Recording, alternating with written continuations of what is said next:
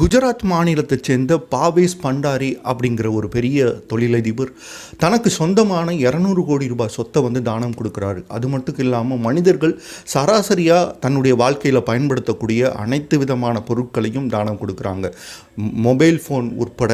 அது மட்டும் இல்லாமல் அவரும் அவரது மனைவியும் வர ஏப்ரல் 22ஆம் தேதி தன்னுடைய துறவு வாழ்க்கையை சமண துறவியாக மேற்கொள்ள போகிறாங்க.